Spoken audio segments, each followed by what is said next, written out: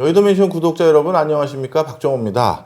오늘은요 참 귀한 분 모시고 지난 시간에 이어서 일본 부동산과 한국 부동산 비교 대조하면서 우리 미래에 우리가 사는 곳에 대한 변화 한번 같이 여쭤보려고 합니다. 박사님 안녕하세요. 안녕하세요. 네, 지난 편에도 소개해 주셨지만 이번에는 간략하게 인사 한번 나눠주시죠. 네, 안녕하세요. 박종현입니다. 네, 다시 한번 초청해 주셔서 감사하고요. 네, 일본과 한국의 경험을 바탕으로 해서 좀 편안하게 이야기 나누도록 하겠습니다. 네, 방송인 다 다셨습니다. 우리 연달아 촬영하는데 초대해서 이야 멋지십니다. 적응력 갑이신데요. 어떻게 보면 박사님 같이 바쁘신 분들 한 번 모셨을 때 두세 개 여쭤봐야 되다 보니까 이렇게 연달아 촬영을 하고 있습니다. 저는 지난 시간에 말씀 주셨던 일본의 도시재생특별법 있잖아요.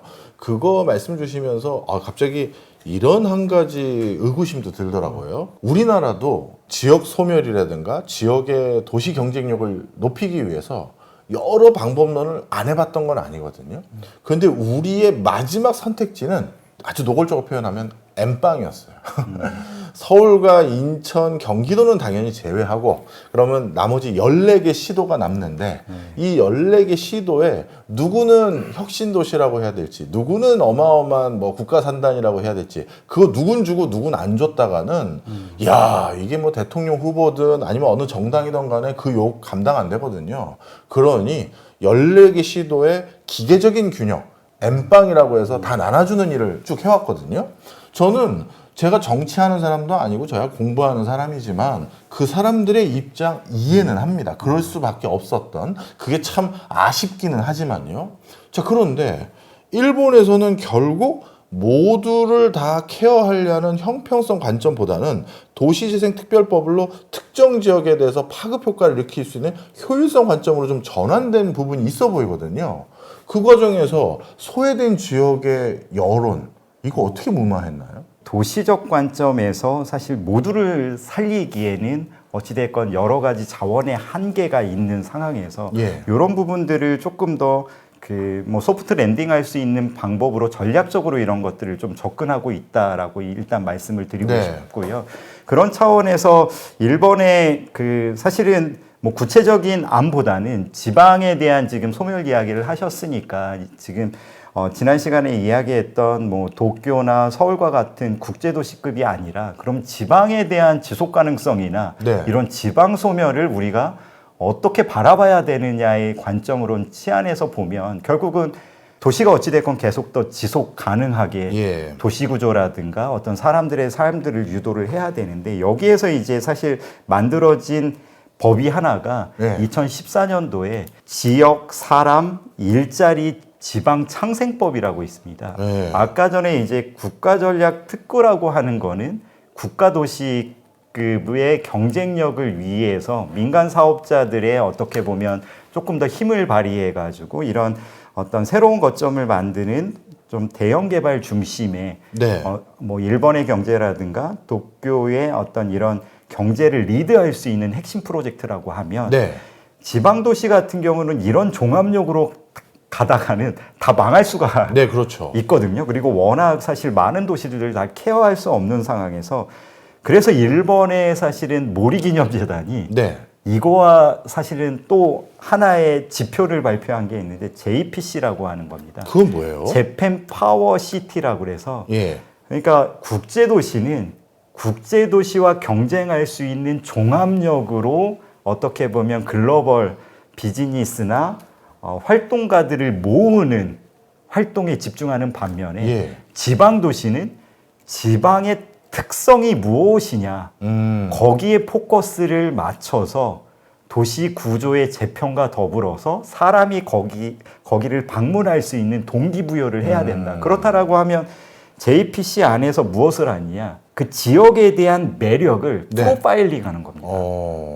그래서 6가지 지표에 80몇 개의 지표를 통해서 그 도시만의 특화된 자원과 콘텐츠가 무엇인지를 상대적인 평가를 통해서 알게 하는 거죠. 예. 이게 사실은 굉장히 중요하다. 그래서 아까 전에 저는 엠빵이라고 하는 사실 자금에 대한 것보다는 이게 어디에 투여되느냐가 굉장히 예. 중요한데 예. 이런 부분들이 지역 특성에 이제 포커스가 맞춰서 조금 더 그런 선순환 구조를 좀 만들어가는 부분들 하고요. 이제 어찌됐건 뭐 지방은 이제 인구 감소나 이런 부분들이 축소될 수밖에 없기 때문에 네. 도시의 구조를 재편하는 상황에서 뭐 광역교통이 중심이 되고 있는 역이라든가 아니면 원도심에 조금 더 이런 상가나 아니면은 지역 주민의 생활의 터전이 되는 곳에서의 새로운 거점이나 네. 아니면 관광에서의 어떤 이런 지역의 자원들을 활용한 관광의 거점이 되는 어떤 이런 시설들이라든가 이런 네. 것들이 어떻게 보면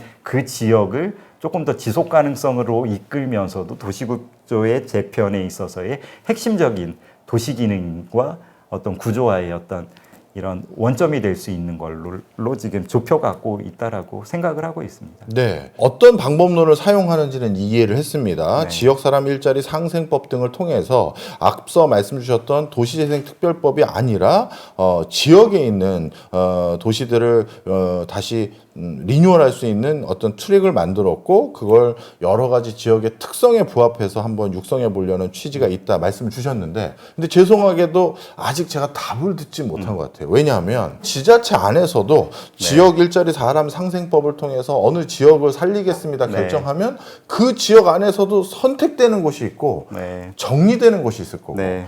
처음에 그 선택된 지자체도 아닌 완벽하게 어떻게 보면 선택받지 못한 통으로 선택받지 못한 지자체도 있을 거거든요. 네. 거기에 대한 정치적 부담을 일본의 리더십들은 어떻게 넘어갔는지가 궁금한 거예요.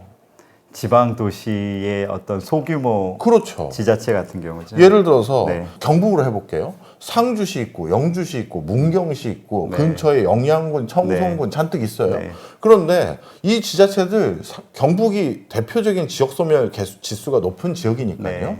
다 못 살립니다. 네. 그럼 우리 한 곳을 거점으로 해서 거기로 땡겨서 좀 모여서 살고 좋은 인프라 드리고 그래서 국가의 재정 효율성도 좀 담보하겠습니다. 예를 들어 그렇게 결정을 한다고 네. 했을 때 그게 영주시로 결정이 됐다. 그럼 상주하고 문경하고 영양 뭐 청송 가만히 있을 수 없거든요. 네네. 우리는 그걸 못하니까 지금 계속 어마어마한 비효율성이 있어요. 네. 이건 제가 좀 말씀을 좀 드리면 14개 시도로 뭐 혁신도시를 내려보냈단 말이에요. 아니면 또 다른 트랙으로 뭐 예를 들어서 첨단 산업단지를 지정해 주겠다. 이것도 결국 14개 시도에 나눠가요. 그러면 어떤 거점으로 예를 들어서 경북은 그래 뭐 미래자동차 그다음에 수소 뭐 물산업 이런 걸 하겠다고 결정이 되면 예를 들어서 미래자동차다 그러면 경북에 있는 그 여러 시하고 군 중에서 그래 미래자동차는 영주시에서만 해라 하면서 계속 그 예산 들어올 때마다 영주시에다 박아주고 그래서 영주에서 그 나름대로의 밸류체인이 구성되거나 전후방 산업이 집적될 수 있으면 효과성이 있을 거예요. 그런데 도지사는 그렇게 결정할 수가 없어요. 한국에서. 우리 미래 자동차 산업 하겠습니다. 그럼 경북은 올해 미래 자동차 사업으로 또 얼마 예산 내려옵니다. 내년에 얼마 내려옵니다. 그 다음에 내려옵니다. 이렇게 될 거 아니에요. 네. 그러면 도지사는 어떻게 결정하냐 하면 지난해는 내가 영주 신경 썼으니 올해는 상주에 또 일부 또 뭐 실증센터는 상주에 보내고 네. 그 다음에 미래 자동차에 대한 소재 뭐 개발 관련한 연구원은 또 문경에 보내는 거예요. 네. 그러면 지자체에서는 지자체장은 도지사가 우리 동네에 이거 보냈다 해서 현판 달고 테이프 커팅하고 하죠. 네. 근데 산업 관점에서는 그게 무슨 효과가 있냐는 거예요. 그러니 한국은 아마 방송 들으신 분들 놀라실 거예요. 지금 1000개 이상의 산업단지가 있고 지금 또 만들고 있어요. 네. 예. 그러니 이게 무슨 직접 효과가 있냐. 저는 이게 정치적인 것 때문에 생긴다고 생각하는데 일본이 되고 있다고 해주시니 그럼 일본 이걸 어떻게 극복했느냐 궁금한 거거든요. 네, 사실 극복되고 있다라기보다는 인구 감소에 대한 부분들은 사실 남아있긴 하지만 네. 그 부분을 지금 아까 전에 뭐 JPC라고 하는 그 도시의 대상이 되는 거는 모든 도시를 하고 있지는 않습니다. 네. 그 대상으로 하는 도시들이 사실 도도부현이라고 하는 우리나라의 8도에 해당하는 게 예. 일본은 47개가 있는데 예. 예전에는 그 도시 중에 한 3개 도시 인구 규모로 예. 왜 그러냐면 중액 도시 내지는 예. 중심성을 갖는 도시들이 어느 정도 거점 기능을 가능했을 때 그 예. 밑에 급의 도시들이 그 영향 안에서 또 같이 성장할 수 있는 발판이 있기 때문에 예. 대상으로 하는 도시가 제가 최근에 본 도시로는 한 136개인가 인구 규모로는 17만 인구 이상이 일단 어떤 거점 도시의 기능을 할 수 있는 도시로 사실은 예. 대상으로 하고 있고요. 예. 그 다음에 또 하나 이제 이거는 이제 모리빌딩 도시 기획에서 이제 예전에 본사는 어찌됐건 록봉기 지역, 토라노몽 지역만 한 70년 정도 개발을 하다 보니까 예.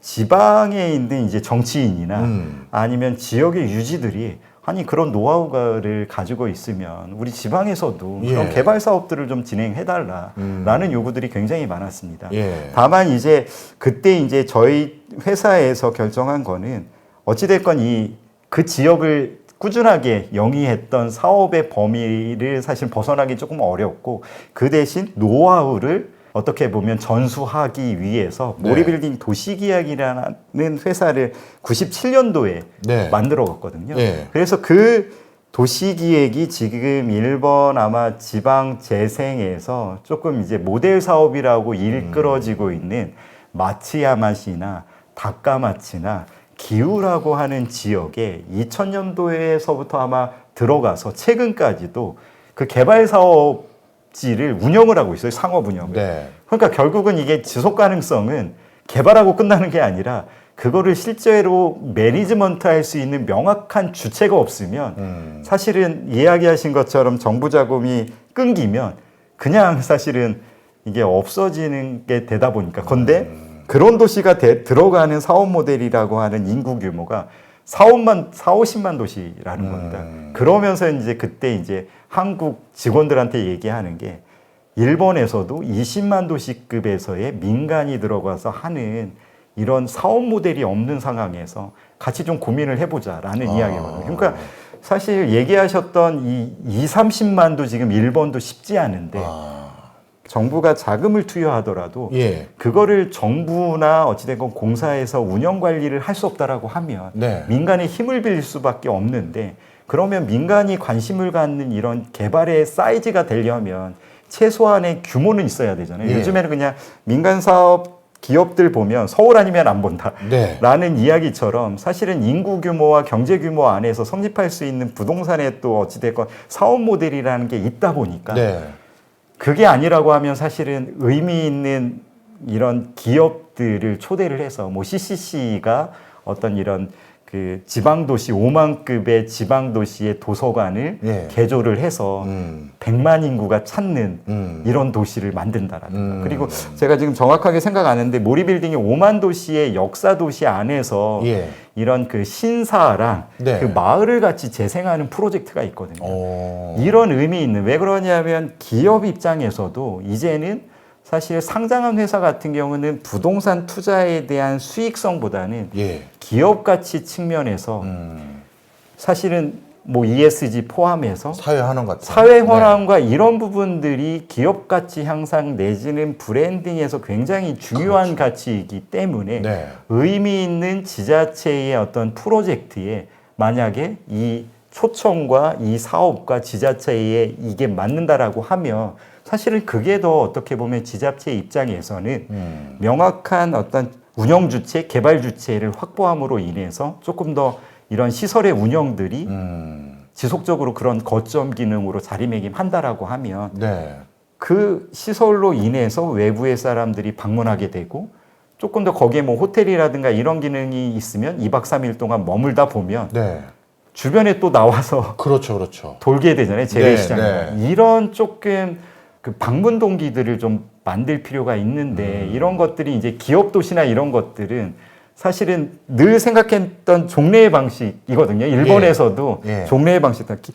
기업을 유치하면 기업에 어찌됐건 사람들이 오고 가족들이 오니까 인구가 늘어나고 인구가 늘어나면 소비가 증액되는데 그렇게 해서 성공한 적이 거의가 없습니다. 그래서 이제 모리빌딩은 숨어있는 니즈들을 참아서 네.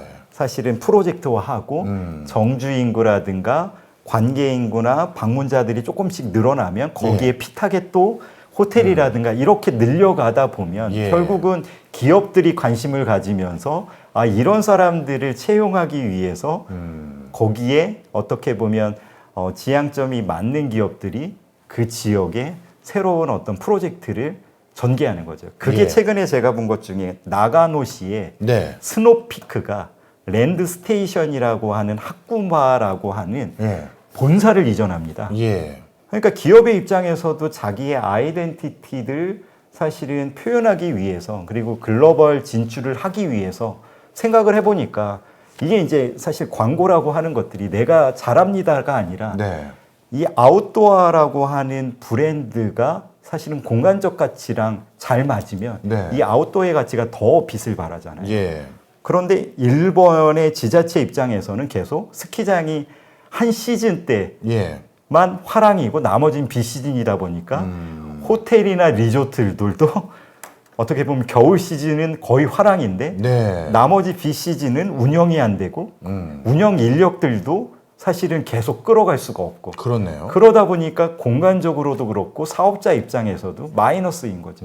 그러다 보니까 이런 부분들을 조금 더 개선하기 위해서 자연 자원들, 천혜의 자연들을 어떻게 보면 조금 어필하는 입장에서 스노픽의 예. 대표에게 뭐 편지를 보내게 되고 스노픽 대표도 마침 글로벌 시장에 진출을 하기 위해서 뭔가 자기의 사업 모델을 보여줄 수 있는 플래그숍이라고 하는 이게 필요한 때에 나가노는 북알프스라고 하는 정말 천혜의 어떤 네. 산악 코스가 있고 네. 스키에 대한 유명함도 있고 네. 먹거리도 굉장히 음. 사실은 풍실한 상황에서 이것들을 사실은 최대화하면서 아웃도어를 어떻게 보면 거기와 접목시키면 이 캠핑이라는 것과 아웃도어의 상품과 거기에서 이제 스테이에 대한 것도 뭐 죽구바라고 해가지고요. 네. 일반 호텔이 아니라 약간 산악지대에서 머물 수 있는 산장 같은 거죠. 산장 네. 같은 느낌의 어떤 텐트와 막 산장과 그다음에 뭐 쿠마겐코라고 하는 건축가를 통해서 또 럭셔리한 조금 네, 스테이를 만들고 뭐 온천 시설과 이런 것들을 만든 게 있거든요. 그래서 네. 이런 기업들을 잘 좀 그 지역의 자원들을 최대화할 수 있는 기업들을 좀 잘 매칭을 하면 네. 좀 규모가 크지 않더라도 그 임팩트가 사실은 발신되는 게 그러니까 뭐 네. 이런 뭐 지자체에서 광고하는 그냥 뭐 관광이라든가 이런 게 아니라 좀 새로운 어떤 지역에 대한 발견, 재발견 이런 관점에서는 굉장히 좀 유효하지 않는가라는 네. 생각을 좀 합니다. 네. 한번 정리를 해보죠. 일본에서도 사실 말씀을 듣고 보니까 도도부현 기준으로 했었을 때 모든 지자체를 다 살리는 건 솔직히 아니고 일본이라는 국가에서도 적어도 뭐 특정 숫자가 중요한 건 아니지만 일정 규모 뭐 20만 명이면 20만 명 이상이든 어느 정도 규모 이상 되는 곳을 선별해서 먼저 진행하는 트랙을 가지고 있고 그렇다고 이하에 있는 뭐 지자체를 전부 버리는 건 아니고 나름대로 장점을 살릴 수 있는 여러 가지 사례들은 분명히 있다라고 말씀을 주신 것 같습니다. 사실 이게 우리나라에서도 참 불편한 진실이라고 저는 얘기를 하고 싶은데 이 불편한 진실을 누가 직시해야 될 것 같고요. 국가 리더십들이라고 하시는 분들이 때로는 국민들에게 이걸 설득하고 납득해서 뭐를 먼저 해보고 효과가 있으면 꼭 제가 더 해보겠습니다라고 하던 어떤 방식이든 이제는 좀 저희도 변화가 필요한 것 같은 생각이 저는 많이 듭니다. 박사님 생각은 어떠세요?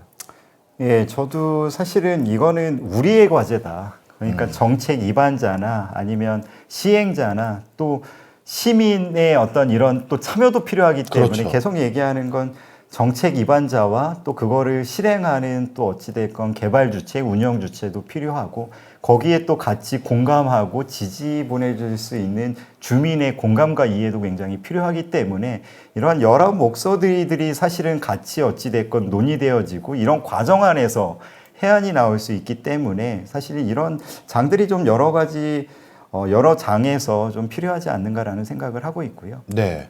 그러면 또 한 가지 여쭤볼게요. 이런 뭐 지역 사람 일자리 상생법이라든가 아니면 모리그룹이나 나름대로 일본 내 역량 있는 기업들이 특정 지역을 타겟팅해서 어떤 도시 재생을 위한 새로운 프로젝트를 하는 그런 사례 말고 그런 기회조차 얻지 못했던 지역에 계신 유유 자금들 또는 부동산 관련 자금들은 결국 뭐 오사카나 나고야나 도쿄, 동경권 일로 쏠려서 올라왔습니까? 아니면 그 지역에서 그냥 머물다가 뭐 지역 소멸과 같이 함께 사장됐다고 표현해야 될까요? 네. 그렇게 넘어간 게 더 맞나요? 예를 들어서 네. 지금 한국도 서울에서 원정 부동산 매입을 하러 네. 오시는 분들이 꽤 있지 않습니까? 네. 10%가 넘거든요. 근데 일본은 어떤지가 궁금한 거예요. 일본은 법을 꺼진 다음에 예. 부동산의 부자를 폐할 부자로 생각을 하고. 아, 그러니까 그러다 보니까 사실은 뭐 임대 운영, 그러니까 이게 분양 매각이라고 하는 거 안에서 자연스럽게 임대 운영으로 가는 이유가, 사실 저희가 어찌됐건 주택을 보유하려고 하는 뭐 희망 내지는 욕망은 네. 결국은 지금까지 보여주었던 우상향에 대한 기대였었고, 그렇죠. 예. 이거는 지방과 수도권, 서울 모든 지역에서 우상향에 대한 그래프가 아직까지 통용됐다라고 하는 믿음 안에서인데, 일본은 버블 이후에 어찌됐건 바닥을 치고 나서는 예. 부자는 지금도 사실 그때 살아계신 분들이 뭐 연로하시거나 그 경험한 세대들이 아직까지도 있다 보니까 네. 이 부동산에 대한 시각을 보유의 시각으로는 갖고 있지 않다라는 게 굉장히 크고요. 예. 우리나라도 잘 모르겠습니다. 이게 이제 버블이 터질지 아니면 우상향일지 모르겠지만, 이런 전환점을 통해서 부동산을 바라보는 시각 자체가 바뀌는 계기가 사실은 되었죠. 네. 그렇군요. 일본은 어떻게 보면 자연스럽게 버블이란 트리거 때문에 소유에 대한 개념보다도 빌려서 쓰자, 살자 이런 개념이 더 정착돼 버린 그런 계기가 있었네요. 네. 아. 버블 붕괴가 순식간에 일어나다 보니까 그렇군요. 사실은 그 충격을 온전히 받았던 거고, 그 다음에 어떻게 보면 새로운 출발을 하기에 사실 디벨로퍼가 좋은 어떻게 보면 그 뭐 사회 환경 내지는 이런 거 안에서 조금 리드할 수 있는 그런 여건이 또 조성된 게 아닌가라는 네. 생각도 좀 듭니다. 네. 아, 우리 박사님 덕분에 그동안 제가 궁금했던 빈칸으로 많이 있었던 일본의 상황들에 대해서 하나하나 이해가 되는 것 같습니다. 자, 마지막으로 이거 하나 여쭤볼게요. 제가 아까 말씀 들으면서 우리나라 지자체와 제가 일을 했었을 때와 일본의 상황이 하나 크게 다른 거 하나를 모니터한 게 있는데요. 한국에서 특정 지자체에서 도시계획이라든가 아니면 새로운 신산업 육성 전략을 짜드릴 때 한국은 기본적인 출발점이 저희는 아무것도 가진 내적 자본, 무형자산이든 유형자산이 없습니다. 우리는 한 번도 수혜를 받아본 지자체가 아닙니다. 그러니 새로운 거에 대해서 깃발을 꽂아주세요. 이 요구가 한국은 너무 많아요. 그리고 실제 그러면 그게 통용되지 않았느냐 했었을 때 통용된 사례를 저한테 보여주면서 우리도 이렇게 되고 싶다를 들고 오는 거예요. 가장 대표적으로 얼마 전에 이제 폐막한 걸로 알고 있는 부산국제영화제. 세상에 부산이 무슨 영화랑 무슨 연고가 있었습니까? 그런데 국가 차원에서 영상 미디어와 관련된 공공기관 부산으로 다 내려보내고 그거와 관련된 국제적인 행사도 하나 만들자 해서 부산국제영화제를 벌써 뭐 10년 이상 계속 하다 보니까 이제는 아시아를 대표하는 국제영화제 중에 2강 안에 들어간다고 하더라고요. 그리고 부산국제영화제, 부산에서 영화제 하는 거 이제 우리도 당연시 여기고요. 네. 그러다 보니까 지자체가 브랜드를 하나 갖게 돼버린 거예요. 그리고 큰 행사, 축제를 하나 유치하게 된 거고요. 네. 그래서 한국은 우리도 그거 하고 싶다. 그래서 뭐 전주도 영화제, 부천도 영화제. 네. 그게 문제이긴 하지만 네. 하여튼 그런 아이템에 대한 새로운 걸 요구해요. 네. 근데 앞서 일본은 JPC를 기반으로 해서 일본의 숨은 지자체의 역량을 발굴해서 그걸 브랜딩화하고 국제적인 수준까지 올린다 말씀 주셨잖아요. 일본은 그러면 그런 내적 역량이 우리 지자체와 달리 많았는지 아니면 그런 정서적인 애착이 더 강한 건지 그 출발점이 달라서 그거 궁금해서요. 저는 그 부분은 사실은 또 다른 관점을 하나 말씀드리고 네. 싶은 거는, 일본은 잘 생각해 보면 저희가 저성장이라고 하는 어떤 시대적 네. 상황으로 이제 깔고 있는 게 있긴 합니다만 빅 이벤트들이 항상 있어요. 뭐죠? 아니 뭐 저희 잘 아는 뭐 어찌됐건 리만 쇼크라든가, 아, 예. 그 다음에 일본 같은 경우는 또 후쿠시마 지진도 예, 2011년에 예. 있었고, 그 다음에 이제 코로나도 있었고. 근데 요즘에는 사실 이게 이제 경제에 미치는 영향, 저는 사실 경제 전문가는 아닙니다만 러우 전쟁이라든가 예. 이런 것들은 사실은 기업 활동에 있어서 직접적으로 저성장의 대비와 상관없이 급격한 상황이잖아요. 예. 일본이 그런 상황에서 이제 하나 고민했던 게 뭐냐면, 이제 성장 전략이 아니라 저성장 시대에는 생존 전략이다. 잘할 때가 아니라 이런 위기 안에서 살아남을 수 있는 전략이 필요한데 네. 지금 얘기하는 인바운드, 이 국제 행사는 인바운드잖아요. 예. 저희가 겪었지 않습니까? 코로나 시국에 인바운드가 문을 닫으니까 그 호황이었던 긴자가 셧다운 됐고요. 그렇죠. 긴자 6의 14개 점포가 폐점을 했습니다. 와. 미치 가든 호텔이 보통 이제 지금 금액으로 막 35만 원, 뭐 40만 원에도 얻을 수 없을 때 12만 원인가 묵었거든요.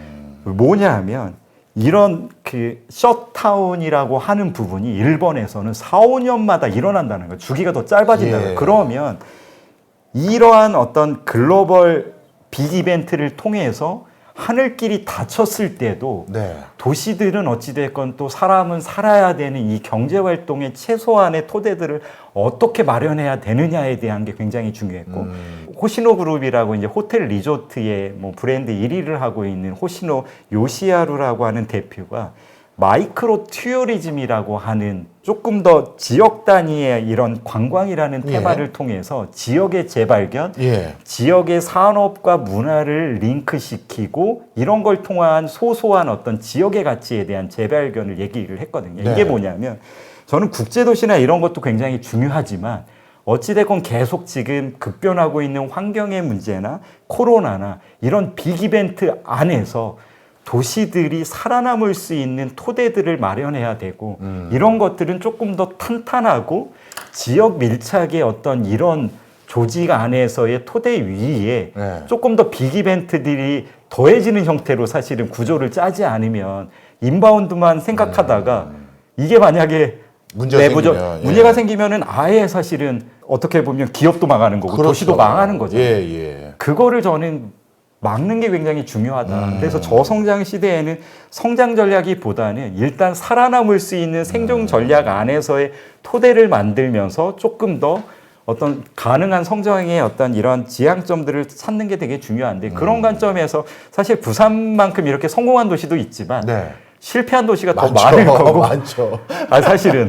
그 실패 사례가 있어요. 그렇기 때문에 그거를 성공, 실패로 보기에는 굉장히 좀 사실 사례로서는 좀 가려서 봐야 될 것 같고요. 저는 그래서 핵심이 되는 게 아까 말씀드렸던 지역의 자원이나 컨텐츠들을 바탕으로 해서 좀 작지만 무너지지 않는 지역의 어떤 경제라든가 정주 환경이라든가 생활 환경이라든가 그리고 요즘에 관심 있는 게 관광도 이제 대도시나 이런 사람 많이 모이는 데를 찾는 게 아니라 소소하더라도 그냥 정말 정감어린 거칠더라도 날 것 그대로 그냥 지역에서의 그냥 소소한 맛집 줄 서고 막 이런 체인이 아니라 이런 거에 더 마음이 끌리고 일부러 그런 거에 대한 가치를 추구하는 게 굉장히 많다 보니까 조금은 지역은 그런 부분들의 포커싱을 맞춰서 지역의 어떤 자원들이나 인적 자원들, 산업들 이런 것들을 다시 한번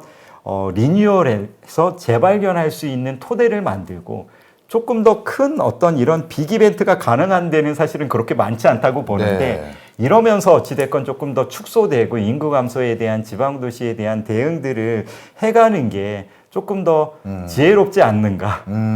그래서 핏하게 확인된 어떤 수요들에서 확장되는 수요들을 조금 더 개발 내지는 어떤 사업과 연계하는 좀 반템포 좀 느린 요런 좀 과정으로 봐야 되지 않을까라는 생각을 하고 있습니다.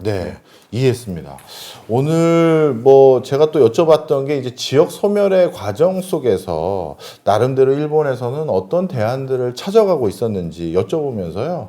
또 역시 한번 다시 느끼지만 우리나라에게도 주는 시사점은 어마어마하다. 우리보다 훨씬 더 자금 여력이 크고 그 경제 규모도 큰 일본 역시도 모두를 다 살리려는 시도를 했던 것은 절대 아니고 그렇다고 모두가 버리기로 한 지자체도 딱 명시해서 우리는 여긴 안 살립니다. 그렇게 규정한 적도 없다. 나름대로의 경로들을 만들어가기 위한 노력 그리고 그걸로 인한 성과를 낼 수 있는 방법들은 서로 찾아가고 있는 모습이 우리 박사님 말씀 통해서 확인이 됐고요. 또 한 가지 중요한 건 저성장 기조에선 큰 기술을 거는 게 아니라 작은 기술을 통해서 생존하려는 대안을 찾는데 또 많은 포커스를 해둔 사례들도 많다라는 걸 오늘 또 느끼게 됩니다. 박사님 오늘도 감사합니다. 네, 감사합니다.